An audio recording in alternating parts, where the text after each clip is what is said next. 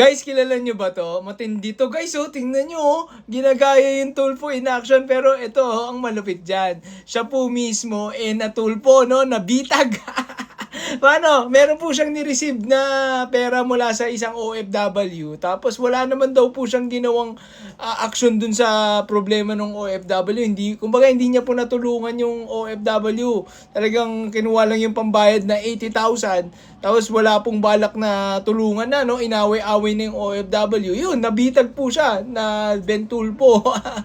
Pero yun nga, no, gaya po nung panggagaya niya sa Tulfo, ang tingin ko rin po talaga dito, cloud chaser lang, kasi umi-epal din po to sa ICI mga ganyan-ganyan kasi di ba sikat ngayon ang issue ng flood control, kaya ito po may mga ganito siyang post na para maninira, di ba, ng mga politiko, kunwari siya yung bida, di ba, tapos ang nakakalungkot po dito, yung sisiraan niya, baka wala naman po talagang problema, di ba, wala naman talagang issue, baka gusto lang niyang tumakbo dun sa lugar na yun, kaya sasirain yung mga politiko dun sa kung saan man, no, kung siguro malapit sa kanila yun, di ba, baka gusto niya magpolitiko, baka sakali, no, iniisip niya makachamba siya, kaya may mga ganito po siyang post na yan, paninira sa mga congressman, yan, kay Congressman Guardiola, Congressman Rivera.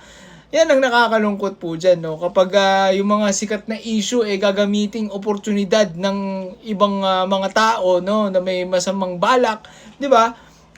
Diyan po tayo nagkakaproblema, 'di ba? Kasi imbis na tumulong para masolusyonan ang mga problema ng bansa, dadagdag lang, no, panggulo lang, no, sa ating pong buhay, no. Sana hindi po tayo maniwala sa mga ganitong mga vlogger, no. Like, follow, share lang po sa Balita at Kaalaman, and we will keep you updated sa mga ganito pong mga issue. Alright, once again, Balita at Kaalaman, let's do this again, let's go.